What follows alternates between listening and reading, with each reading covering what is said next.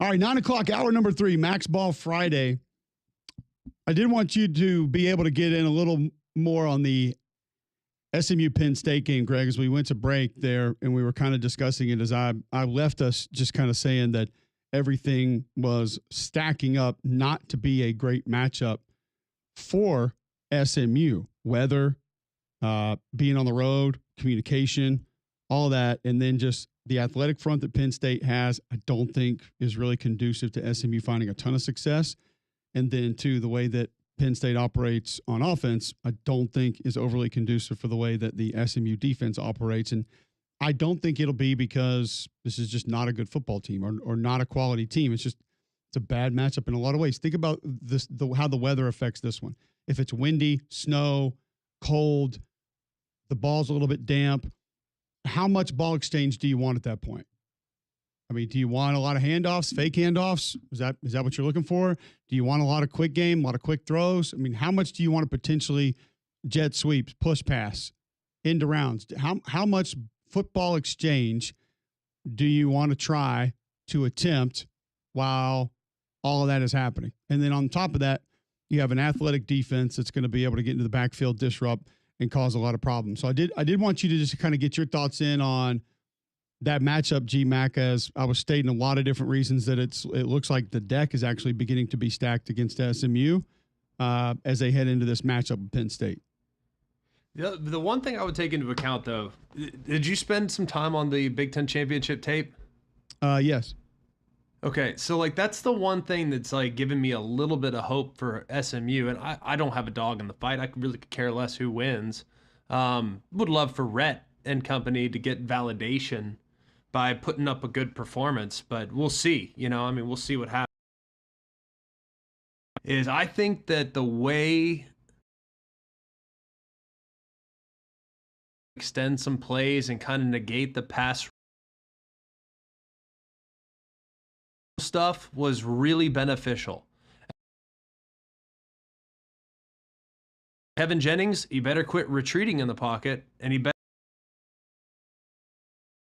climbing in the pocket. And if he does that, he tackles, and his tackles might kill him. So I would have felt a lot worse about the matchup for SMU prior to the Big Ten championship game. Is that fair? It's fair. Yeah. I just, I think some of the things in the way that SMU operates on defense, I don't think are super conducive. I think I'd love to know the thought process of Andy Kolwicki in pushing the ball down the field, if he has a real desire to even do it. And then, like you've talked about before, you have a quarterback that plays off script, off schedule. He ad-libs a lot. Now, a lot of times it doesn't look great, but it ends well. On top of that, Greg, and he hasn't lost a ton, but I feel like with what I've watched, he's put the ball on the ground a little bit more than you'd like to see from your quarterback. And because of that, now with the weather too, how do you protect that? How do you protect him from that? And Kevin Jennings is a guy that's done it. So, and then you have athletic edges. So if you want to move the pocket, that could be problematic. If you want these runs on the perimeter, that might not work out so well. I do think misdirection could be key. But again, I go to some of the sleight of hand, ball movement, ball fake. How much of that do you want when your quarterback's had those issues and then you're dealing with that weather? So those are the things I think continue to just kind of microscopically stack up against SMU in this game. I could see Penn State going out and just having a very bland, vanilla game plan, try to play just a little bit more physical than they normally do and getting this game 14-7 and it probably feeling like it was 28-0.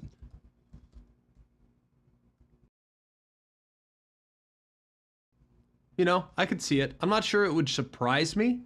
The thing about that game is I'm not sure there's much that would surprise me. I think, honestly, with a lot of these, I think I've kind of probably overanalyzed a bunch of them, if I'm going to be completely honest. We've just had time. We've had time, and there's not that many games, and been able to really hone in on some possibilities for how these games could go. I think SMU's best path to victory is absolutely keeping a clean sheet. You referenced Jennings gets a little loose with the football. He's 175, 180 pounds. He's not super strong. A big hit could absolutely jar the ball loose. And that's the problem. If SMU turns it over and or makes mistakes, the way they made them in the ACC championship game, they have no shot.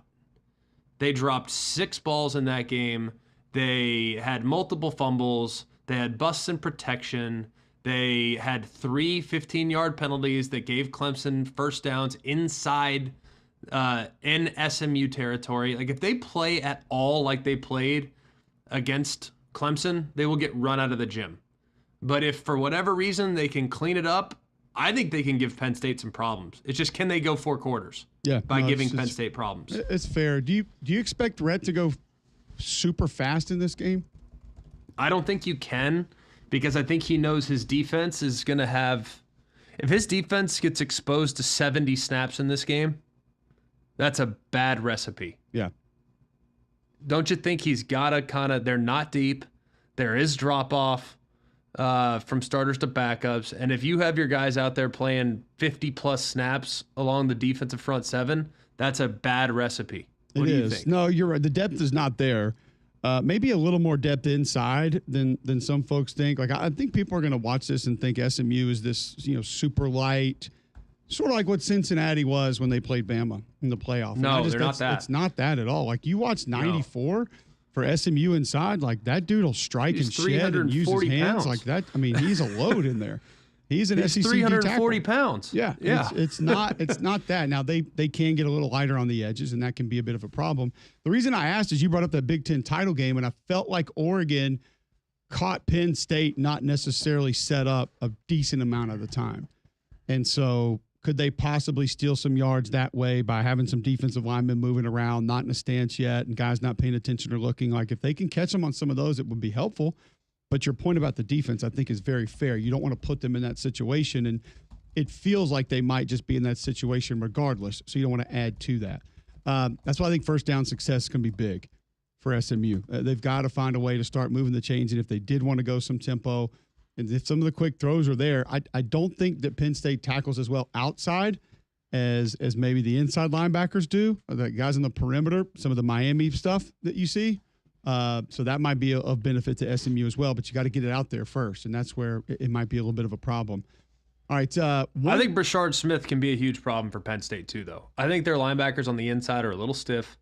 I think they tackle well, but I don't think you want them playing in space, and they will run option routes with Brashard Smith over and over and over and over again. So that could be an issue too, and just something worth monitoring. No, the Penn State linebackers, you tell me if you saw it the same way, they do not replace very well. So if you get a defensive end that slants inside and their job is to be out there and have contain, I've seen a lot of instances where they're a step or two slow out there, and they kind of get caught, and they play up kind of like the Clemson backers do. They get stuck in some of that traffic near the line of scrimmage, and it opens up some bigger plays on the perimeter. So that's I think that's a area that they could possibly win. I don't think it's going to be right at them. But off tackle and outside, I do think there's some room for Penn State or for SMU to have some success there in the run game. Tell our listeners about Polar Bear Services, since you're going to know what a polar bear feels like tonight. Yeah, I might need Polar Bear Services to come up to South Bend. I don't know if they go that far, but might need to come up and make sure that the booth is warm for me. I know they take care of me at the house, so they might as well try here at the stadium tonight as well. They're incredible when it comes to the system tune-up, the duct cleaning, the repair, new installation. Your HVAC system is what they specialize in, but they can do a lot of things around your home. Ask them about the plumbing. Ask them about some electrical work that you might want done. They can install a whole home generator as well to keep your home safe, keep your home comfortable. That's why, remember, if you ever have a problem with your electrical, plumbing, heat, or air, just pick up the phone and call the Bear. It's 205-497-BEAR. That's 497-BEAR. All right. We'll spend a little bit more time on Ohio State and Tennessee, because it sounds like that's the one that you and I are going to be a little bit most different on in opinion a little bit later this hour. But there's a time and place for everything on this show, and the time when we come back from break is going to be for the computers to tell us who wins these games. Uh-oh. We go Rubik's Cubic for all 4 college football playoff games. It's not our opinion. The numbers decide. The scientists will let us know. What was it from TNT that we were bringing in here? Alienist. The Alienist is now on board with the Rubik's Cubic and will give you their supernatural thoughts or extraterrestrial thoughts right after this on McElroy and Kubelik in the morning.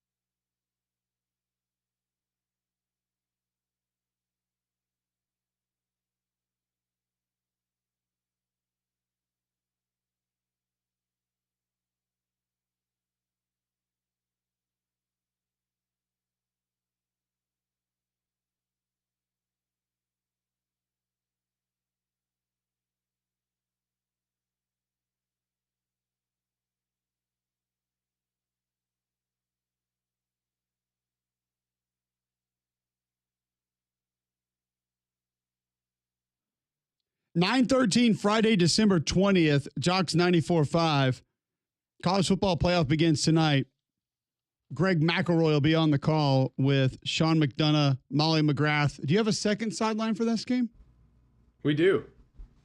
Katie George. Heard of her. Awesome. So Katie on that game with you guys. Yeah. I wasn't sure exactly who it was. I know that there was 2 on most sidelines for these games. We let the numbers decide who's going to win college football games. So at least give you that side of it each and every week. Before we get to it this week, I want to tell you about Backyard Adventures. Backyard Adventures, if you want to get in, by the way, for the rest of the show, 800-239-9569. Text in 205-834-9450. Tweet in at Mac and Cube. Backyard Adventures, I had a buddy of mine texting me this morning that they got their basketball goal installed. Going to be a Christmas present for their boys, and they are super pumped about it, already excited about it. Another friend of mine in my neighborhood was telling me just how much concrete and how much digging Backyard Adventures had to do to get their basketball goal in, but they were able to do it all, no problem. So don't just think that they're going to come over and dig this little pole-size hole to get the basketball goal in. If it takes circumventing some plumbing, getting through your driveway, they're going to get the basketball goal in exactly where you want it, and they're going to get it set up right.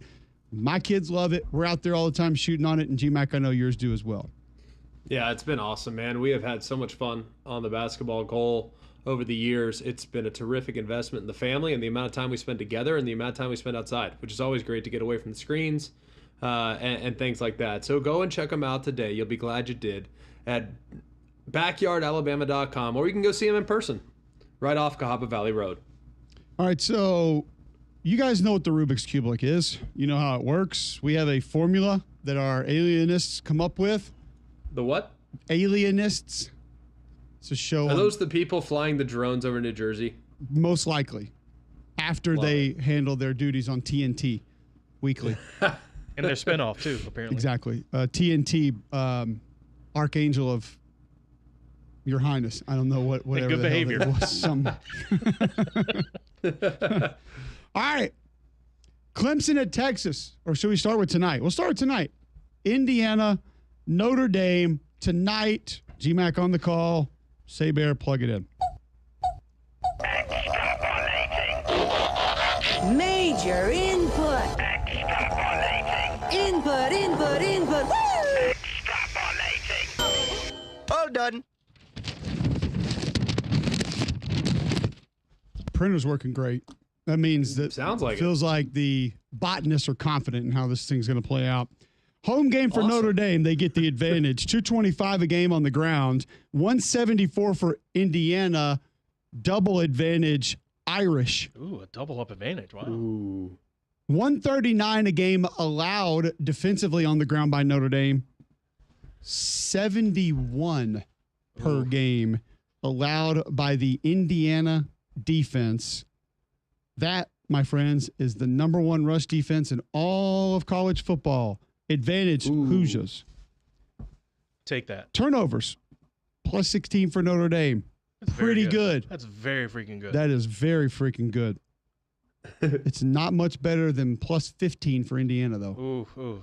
So those are the Double up? number 3 and number 4 turnover margins in all of college football. Only James Madison and Memphis are better than those two teams in the turnover department. Wow. And Saying Memphis something. and Notre Dame are technically, 18 for Memphis. Notre Dame 16, but Memphis has already had an extra game, same as James Madison, who's plus 20. So no offset there. It's just one separates the two. Notre Dame, 70 flags for 644 yards. And if you want to know one example, it's a small one of why people talk about Indiana as a good football team. 57 flags for 525 yards on the season. Pretty Advantage Hoosiers. So Indiana pretty good in the turnover departments. 28th nationally in penalty yards per game. Pretty good. Notre Very Dame, good. just 38% on third down. You would think quarterback runs, run heavy offense, it'd be a little bit better than that. That's solid. Indiana second in the Big Ten, 48% converted on third down. Better than solid. Ooh. Indiana also has the first overall third down defense in the Big Ten, allowing opponents to convert 31% of the time. Bad news for Indiana. Notre Dame also allows opponents to convert 31% of the time. So there's no differential there. By a margin of +1, double check this. The Rubik's Cube selects Indiana to win on the road in the first ever 12-team college football playoff game. Oh, boy. Rudy gets Rudied. Who's your daddy, according to the computers? All right, now let's go to Texas, welcoming Clemson to DKR. Saber, plug it in. Rubik's Cubelik. Rubik's Cubelik. Rubik's Cubelik.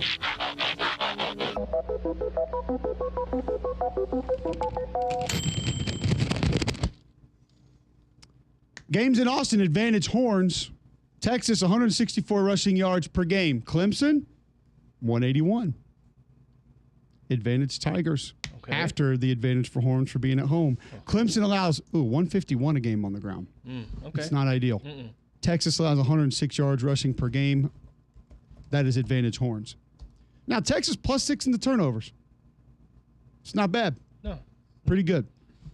But right along lines with what we were talking about a little bit earlier, Clemson would come in right after Indiana at +16 in the turnover department. Fifth nationally, advantage Tigers. Major advantage Tigers. Big advantage Tigers. Texas, 85 penalties, 698 yards. Clemson, 64 for 602. Advantage Clemson. That's Khaled. That's another one. Your third down Another conversion rate, 45% for Clemson, 44 for Texas. No advantage to No either Migos, no team offset. there. All right. Texas allows opponents to convert 31% of the time defensively. Clemson 35. There is a small advantage there for Texas. We go to the tiebreaker here. Okay. And by a margin close. of +0.5, the Rubik's Cubelik likes Texas to hold on Wow. against Clemson. We haven't gone to the tiebreaker in a while. It's been a minute. And Pretty surprising. I feel like a lot of people would have just, Greg, felt like this is a comfortable win for Texas, but the computers say otherwise. Pretty surprising, right? It is for me. I didn't I think anticipate Texas is that. going to smoke them. Yeah, John and I talked about it while you were doing one of your TV segments, and we both feel the same way, but just for the folks at home, the receipt says close game. All right, SMU at Penn State. Say, Bear, plug that one in.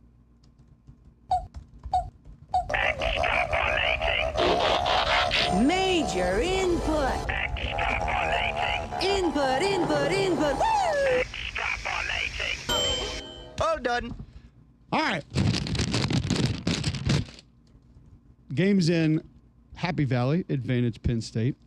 SMU 176 a game on the ground, Penn State 202, advantage Penn State. Penn State, pretty good rush defense, allows 104 rushing yards per game. It's good. Very good. It's good. SMU allows 93. That's Number very good. 4 rush defense in all of college football. Bet y'all didn't know that. SMU, even in the turnovers, Penn State +5, advantage Nittany Lions. Penn State, 64 flags for 597 yards. Folks, here's one you might want to pay attention to. Make sure you get this. SMU has 107 flags for 1,027 yards this year.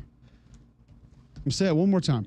107 penalty flags for 1,027 yards. That is 131st in college football. How many Only penalty yards? UTSA, New Mexico, and San Diego State have been more penalized per game. If you're just going penalty yards, they have more penalty yards than any other team in college football. Greg, this might be our first quadruple dig ever on the show. I am going Dude, they had to, but I am 17 going to, penalties 2 games ago. I am going to say this. I've never seen a double up in penalty yardage before. This is the first time that any alienist involved in the Rubik's Cubelik has seen a double up in penalty yards. 597 to 1,027. 1,000 yards? Yeah. 1,000. Well, they did have an extra game. And you're going to be on the road with potential false starts and snap issues and cadence issues? Charmed and 1,000? Supernatural. Good Lord. It's a game changer. Also a show on TNT if you weren't paying attention earlier. All right, so that's I can't get over the fact that honestly, what's funny is like the 17 penalties 2 games ago, they had 3 big ones in the Clemson game, but I feel like I've watched 7 or 8 of their games this year, and it never feels that bad. You know what I mean? Like sometimes you can just know, all right, that's a penalty. Yep, there's one. You know, sometimes you just feel like all right, they're going to get penalties. I don't feel that way with SMU when I watch them, but clearly the numbers support it, right? 11 against Nevada, 10 against Stanford, 10 against Pitt, and as you stated, 17 against Cal. So it's been double digits a couple of times. They've been over 100 penalty yards 3 times this year in games. So it's a lot, and that they got to be careful with that because that can easily cost them a game, specifically on the road. Both teams convert 47% on third down. SMU's third down defense actually a little bit better. Penn State allows 35%, which is great, but SMU's at 32%, so they get another advantage there. There's not a lot on SMU's side here, to be perfectly honest with you. By a margin of +3, the Rubik's Cube likes Penn State to handle SMU. So that feels comfortable for Penn State, and a lot of folks see it that way. But like I said, I think it's just a bad matchup for SMU. First potential blowout, Maybe. according to the Cube Group. According to the numbers, and the botanists say so. Rheumatologist also, just for Greg, throw that one in there. Finally, Tennessee at Ohio State. Greg and I are going to spend some time breaking this game down after this segment, but the numbers say what, John? Plug it in. Rubik's Cubic. Rubik's Cubic. Rubik's Cubic.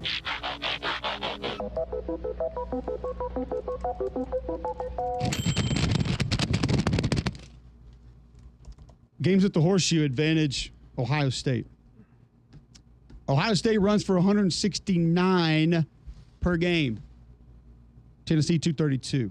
Advantage VFL. Okay. Ohio State 97 rushing yards a game allowed.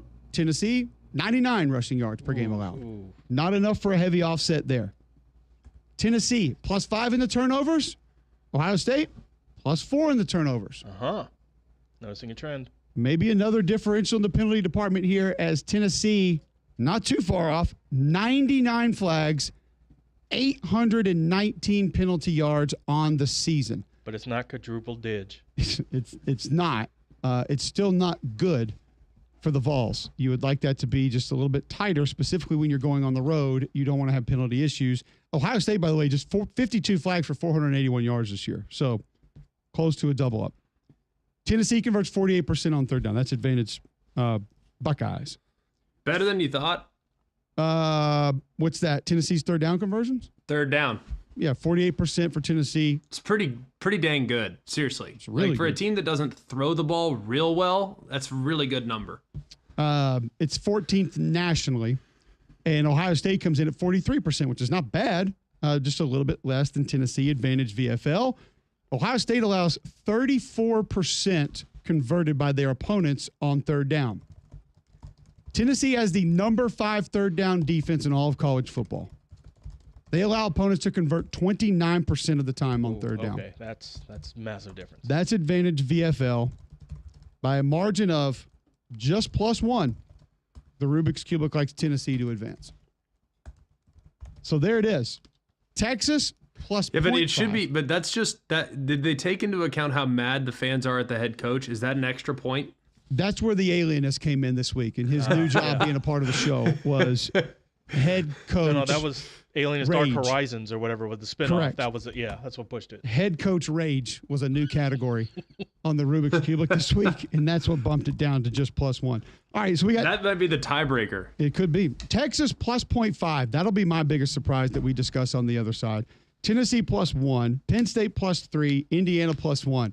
If you're listening on Sports Radio 740 in Montgomery, or actually, if you're listening on Talk Radio 103.9 or 730 AM The Ump in Huntsville, you should know what the Rubik's Cube is. We did it there for a long time.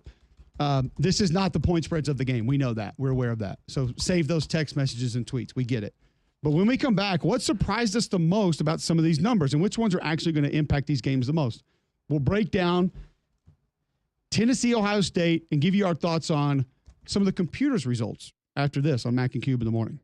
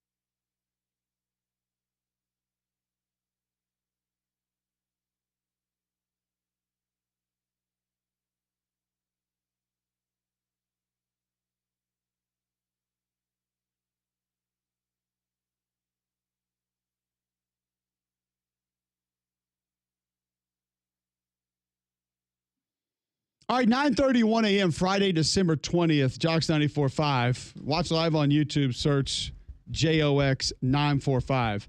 If you have any thoughts, questions on this weekend's college football playoff, you can get in now, 800-239-9569, 800-239-WJOX. Tweet in at Mac and Cube. Miles is on the Buyers Light Hotline, wants to chime in on this weekend. Miles, what's on your mind? Good morning. Good morning.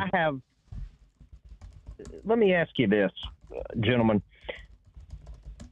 It's a multi-part question. Do we have a serious drop-off or maybe even a crisis in offensive line play across college football? And if so, College football or all football? all football. Okay, let's include all of it. Don't leave Pee Wee out of this. Spring I've seen some league's guys stand terrible. straight up. Spring league, awful. The little bit of CFL I've seen, terrible. NFL, not near as good as it's normally been.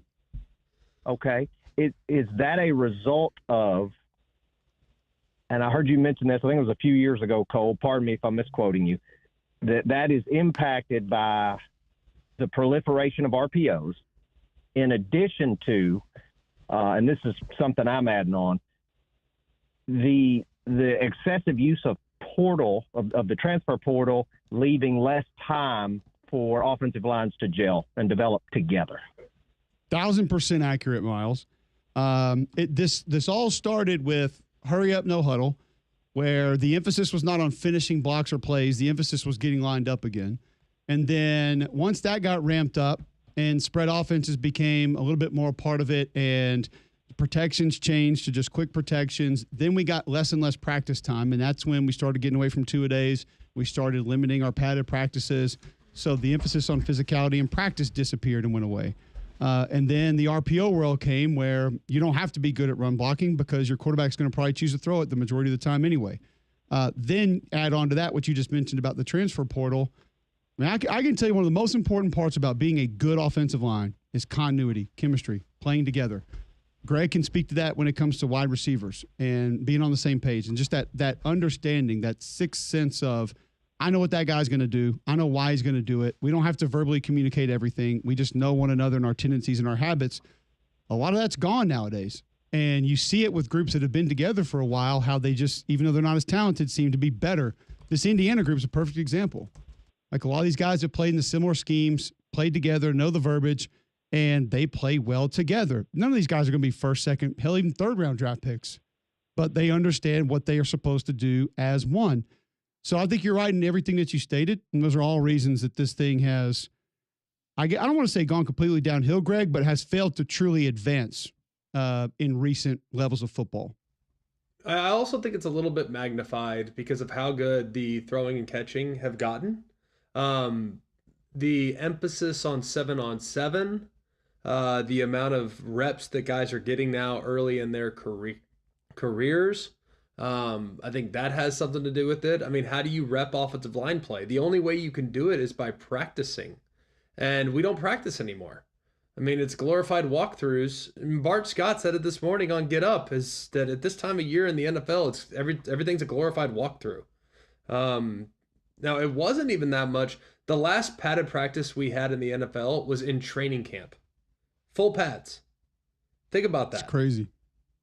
And look, those guys are great at what they do, and like you can still have good practices without being padded in the league because guys aren't falling down and they're not, they know what they're doing. They're pros. So it can still be good, but I think it's the practice time more than anything else.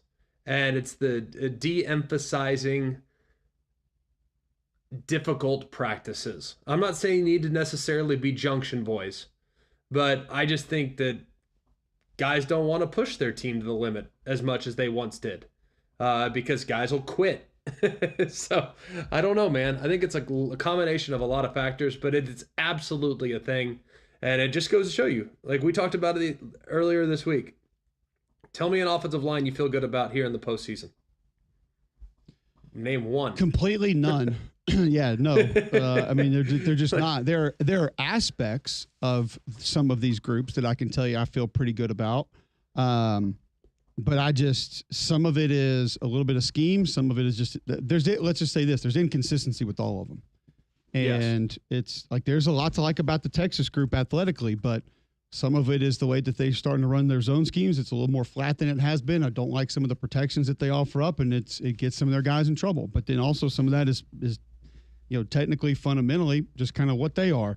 I love the Tennessee's offensive line in a back alley brawl, but you get them in 3rd and 8 and 3rd and 10s, don't love the tackles. Same thing with Georgia. I don't want Georgia living where they have in a game where they have to throw the ball 35 times because those tackles are not going to hold up. I don't even care what defense it's against. They got beat by Tennessee Chattanooga's edge defenders this year. They just happened to get the ball out quick enough to where it didn't impact things and people didn't notice it. So I don't feel really good about any of them, Greg, and maybe it goes back to what Coach Saban said. It might not have to do all with technique and fundamental. It's just the team that can push people around and punch people in the face the hardest will have massive advantages in this tournament. 100%. And that's why I have to look at, and how many times did we go through it here in the practice over the last 2 weeks where we're talking about individuals and aspects of winning these games. It's a lot of them are about line of scrimmage and how many teams have a dynamic defender along the defensive front that can rush the passer that scares you to death. Like almost every team in the field has a dynamic pass rusher. It's like, oh gosh, he scares me. And that is a problem given some of the uncertainty that we have around the offensive line play across the board in this 12-team field. Maybe it goes further in what Coach Saban was trying to say, or a portion of what he was trying to say. And if you missed that early in the week, Greg talked about Coach Saban in an interview saying that he thinks the team that's just overall the most physical in this tournament will win it all. Maybe it goes to just how important running the football will be. Maybe there needs to be in bold or italics or an asterisk next to it that running the football will be that much more important for just even things beyond what they normally mean. Greg, maybe that saves you having to throw the football. It saves you having to drop back. It saves you with high percentage stuff, I'll say, be it extra zone reads, extra mesh plays, extra throws, things of that nature, where you can just turn and hand it off. And doing that more in this tournament because of those edge defenders that you mentioned, because of the liabilities at tackle that you mentioned, maybe it just gives you that much more of an edge in winning this thing because you can play more high percentage football. It's just that plain and simple. Yeah, I think so. I mean, I understand where Coach Saban's coming from for sure, especially in these first round games, just because the unpredictable nature of the weather in a few of these places might make it a little more challenging to pitch and catch. But I also look at just how many teams are capable. If the game becomes an absolute rock fight, how many teams are capable of playing and succeeding in a rock fight setting? Like, I don't know if Texas wants to have a rock fight, but then again, I don't think Clemson does either. I think Tennessee is pretty comfortable in a rock fight. I think Ohio State's pretty comfortable in a rock fight. I don't think Penn State, or I don't think SMU is against Penn State. I think Penn State can probably win that way. And then I look at this game in particular tonight. I don't know. I would probably say Notre Dame's probably a little bit more equipped to play in a rock fight, but I don't know. That's kind of diminishing Indiana front seven defensively. I don't think that's fair. Like, I think they're really good up front. But they get by a little bit more on movement and creating confusion amongst the offensive line because they're going to puncture your front. So I think a rock fight setting in some of these games in particular might be necessary to succeed. Yeah, and what you just said is a great point also, not only what Indiana does, because I do believe Indiana gets a lot of their issues caused defensively because of how they move, where they line up, where they end up, similar to Oregon. Is another defense that's just they're going to give you a ton of movement. They're going to do a lot of different things. SMU gives you some, but I don't think as much. Indiana's going to give you that as well. And that goes back to our conversation about continuity, about chemistry with the offensive line, and just knowing the guy next to you, where is if all of a sudden you get a twist or you get a slant, you didn't have to communicate that pre-snap. You know how to trade that off, or you know to block back on that and let the other player pull around. Like those things are just known inherently. And I don't know how many of these groups have that. It is one of the things that I feel a little bit better about Tennessee's group with is those guys have played a lot of football next to one another. So there should be a lot of it that they understand how to operate with it. And that's a game that you and I need to spend some time on. We haven't given our picks on a lot of these games that we can. We'll do that next. And Greg and I will break down Tennessee and Ohio State one more time when we come back, because we've got to get to that one and just let people know our final feelings on it. But before we do that, tell our listeners about B-Dry. B-Dry has been serving Alabama and homeowners here in the Southeast for quite a while now. You'll be really, really thrilled with the experience that you have when waterproofing your crawl space, knowing it won't be a problem for you. If it is, they'll back it up with a life of the structure warranty. It's the largest waterproofing company in the country, and the only company that can stop all 5 ways that water enters your foundation. They also do a great job of making sure that everything is situated as it relates to your payments. You don't have to do anything for 12 months. No payments, no interest, 12 months. So you get the job done and yet still have some cash on hand for some holiday fun. Go check them out today at bdryalabama.com, or you can call them at 942-1976. It's bdryalabama.com. All right, we'll come back, give you our final picks on the games that we can, and our final thoughts on Tennessee and Ohio State next on McElroy and Kubelik in the morning.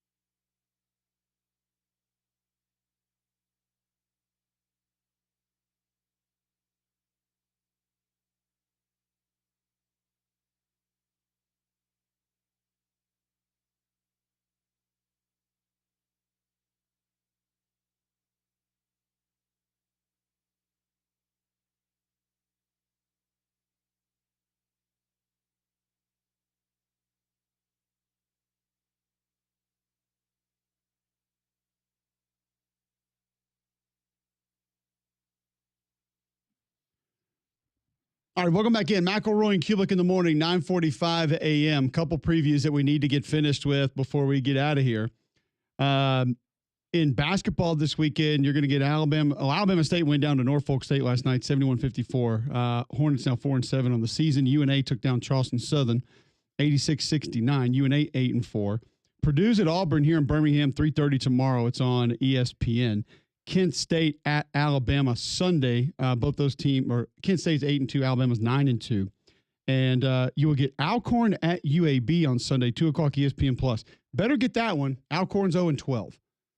So I feel like AK and company will be good for that one coming up this weekend. Don't get caught in the cold. I know Greg is going to tonight, but schedule your system checkup now from a Trane Comfort specialist. Trane's been recognized 10 consecutive years as America's most trusted HVAC brand and our exclusive home comfort partners here at Jocks. Visit Trane.com to find a comfort specialist near you. All right, Greg, why does Ohio State win this game tomorrow night? I think Ohio State has better weapons, first and foremost at wide receiver.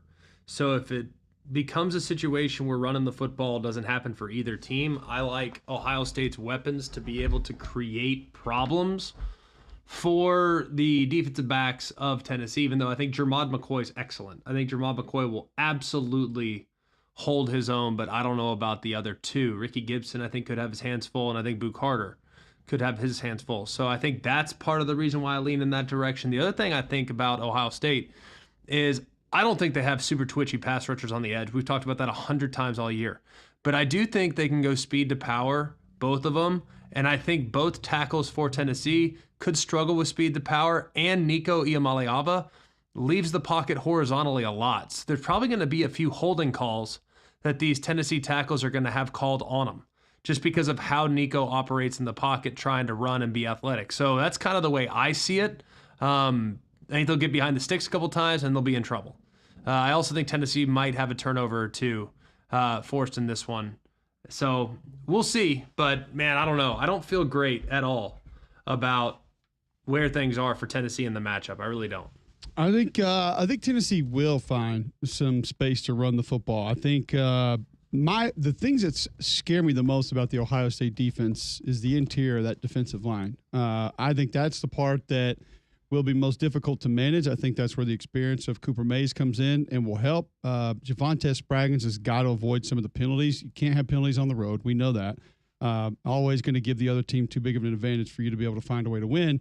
But I think with how the guard play has operated for Tennessee this year, and then some of the tight end inserts, I think can be add a little bit extra inside. I think how they mix up the tight ends, splitting, inserting, arcing, doing different things, you can cause some confusion with the Ohio State edge defenders, who you and I have both talked about, have had their moments, but consistently are not necessarily great. And I don't know if their greatness oftentimes shows up against the run as much as it does in obvious passing downs. I think Tennessee will add some quarterback run in this game.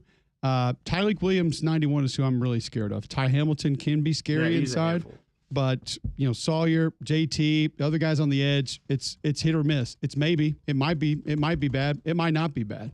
And as long as Tennessee's not living in 3rd and 7, 3rd and 8s, I think they'll be okay. I think they can get Dylan Sampson on the perimeter, and I think Tennessee will be committed to running the football. We've seen it multiple times this year where it hasn't necessarily gone early, but they're stubborn with it. I think they have to be stubborn with it in this game if they're going to find a way to win. The bottom line is Will Howard has not had a lot of days where he's had to throw the ball around the yard. And in weather against an attacking front that can beat you a lot of different ways, I don't want this to be that day. And if you're telling me that's what Ohio State has to rely on and lean on to go out and win the game against this front seven, I just don't know if that happens. I think Tennessee will disrupt. I think they'll penetrate inside. I think they'll have some advantages off the edge. And they're going to need G. Scott in this game big time because I think they're going to have to protect the edges a little bit more. I don't know if they max it up or not. I do think Travion's great in protection. Quinshon gives you good effort in protection, so the backs can help. I just don't know if that's the direction it goes. We're on different sides of this one. I think Tennessee wins. I don't think they have to do a ton of heavy lifting through the air. I think the weapons on the perimeter for Ohio State are neutralized a little bit by the weather and by circumstance. I think it's probably – I agree with you that it's got the feel of being a low-score game. I just think you get a couple of explosives on both sides, and it could be a hitch with a missed tackle that goes for 70, or it just could be one over the top that's a 50-50 ball and somebody takes it to the house. And it's not going to be consistent, but I do think you'll get a couple explosive plays for scores, and I think it hits the over, but I think Tennessee wins. So, all right, Super Sofa game of the week. It is the one game that we would watch this weekend if it's the only one that we had. So, obviously, Greg, we will remove your game from your list that you're calling tonight. Outside of that one, what would your Super Sofa game of the week brought to you by TD's Fine Furniture and Summits be? So many good games this weekend, but the one that stands out is Ohio State, Tennessee. If I can't have mine, then I'd go Ohio State, Tennessee. I just think there's so much drama surrounding it. I think both teams are going to struggle to move the football. I think it's going to feel like a pitcher's duel from start to finish, and it's going to be highly entertaining. So that's the direction I would head. It's almost impossible not to go with that one, John. Which direction would you go? I would lean SMU Penn State because as much back and forth that I do believe Tennessee and Ohio State will be, and while I'm pretty sure Penn State wins, I think SMU can muck it up enough to where it's not only intriguing, but that they very well could get the win. That SMU just has to just not be dumb and have quadruple digit in terms of penalties like they have all year. But they showed me something in the second half of that Clemson game, and Clemson, I know, is not Penn State.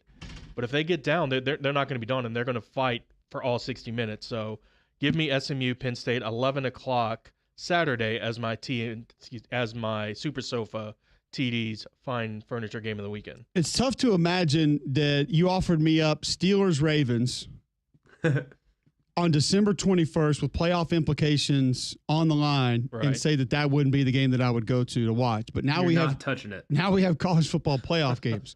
And those are going to take precedent. I feel like it absolutely has to be one of the three home games that are going to involve elements. Greg's game tonight, Indiana, Notre Dame. Obviously, Tennessee going to the Horseshoe or SMU at Penn State. But I'm going to go tonight, Indiana at Notre Dame. This is the first home game for Notre Dame not on NBC since 1990. First college football playoff game that we've had of two in-state opponents playing one another. I think there are still questions for a lot of people nationally about these teams, exactly what they are, who they are. I think it's going to be a very competitive game. So, therefore, I'm going to take Indiana, Notre Dame tonight, 7 p.m. on ABC as my TD's Fine Furniture Super Sofa game of the week. And by the way, it is a great time to get your Super Sofa during TD's year-end clearance sale. Outfit the bedroom with the dining room. They have recliners, sofas, even Flex Steel, the whole home store. It's on sale. Plus, pay no interest till 2026 with the year-end clearance sale at TD's Fine Furniture in Summerton. Summon yourself to TD's Fine Furniture. If you can hear this, Greg. they can deliver to you. Yes. So that's really all that matters. TD's Fine Furniture. All right, Greg, a couple of the others that we didn't mention. I think we're both in agreement, as well as John. We said earlier we think Texas comfortably knocks off Clemson. You're with us on that one? You asking me? Yes. Or you asking John? Asking you. Oh, Texas by 100.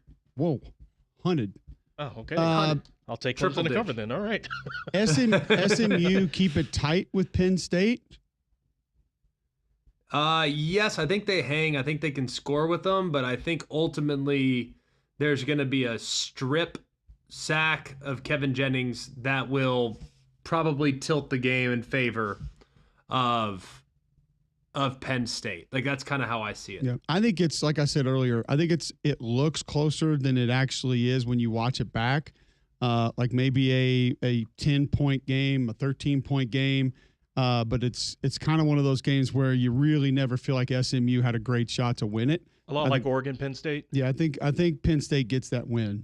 That would be a similar comp, probably with a lot fewer points combined in this one. And then Greg, you can't pick it, but I'm taking Indiana tonight. I just think they're a better football team top to bottom. There are aspects of Notre Dame that are better than what Indiana has to offer. Being at home is going to be massive. I get that. But I also think that it's not necessarily extreme foreign territory for Indiana. I know they hadn't played there, hadn't played against this team in a while, but it's not like they're going, to Antarctica. I mean, it's right down the road. So I just think with the RPO game, the screen game that Indiana implements, even in wind, even in snow, there are higher percentage throws that they can sort of make a living on. And I think the run game is diverse enough for them to be able to find success. My biggest concern for Indiana is off tackle. They cannot be over aggressive there and let the +1 quarterback runs or the downhill runs from Notre Dame get going on a consistent basis. I think Indiana finds a way to win that one tonight. Wow. Okay. It's absolutely possible. 100%. Like, I'm not picking it, obviously, but if it goes the way you just described it, would not surprise me whatsoever. We will be back Monday morning to break it all down. GMAC, enjoy it tonight. It's going to be an awesome atmosphere, man. Excited for you. We'll be back here Monday morning to talk about it. Paul Feinbaum will be with us, and we'll be talking about round 2 of the college football playoff and who's going to face off against Georgia, who's going to face off against Oregon, who's going to face off against Boise. We'll have it all for you who's going to face off against Arizona State. And we'll begin to break those down next week when we come back. Three-man front's going to have a lot more college football for you, though. The rest of the middle today, right into Paul Feinbaum, who you know is going to have a great show this afternoon. A lot of news going to be dropping today about a lot of different things. I think some portal news will be hitting today. So keep it locked right here on Jocks 94.5.